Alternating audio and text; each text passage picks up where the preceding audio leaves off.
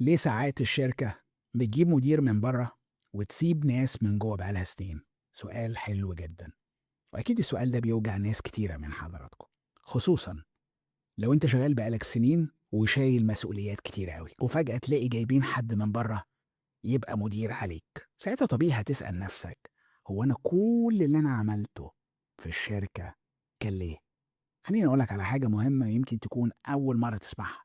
أحيانا الشركة ما بتجيبش حد من بره لأنه أحسن منك ولا أكفأ منك.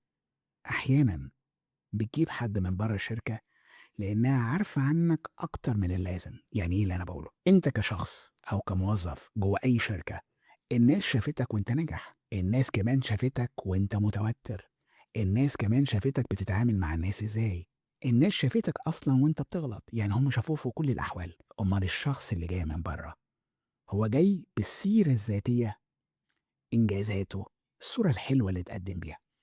عشان كده في ناس كتيرة بتقع في غلطة كبيرة جدا، يفضلوا سنين بيشتغلوا أكتر وأكتر في الشركة وهم فاكرين إن الشركة دي لسه بتكتشف لهم حاجة، لكن الحقيقة غير كده خالص.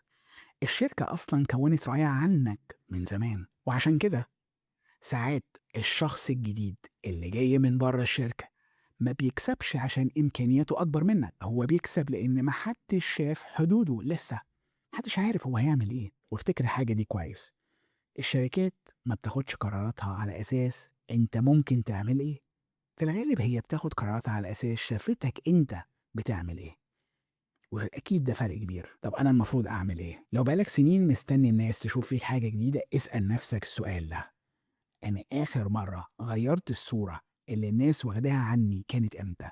مش آخر مرة اشتغلت أكتر كانت إمتى؟ فاهمني؟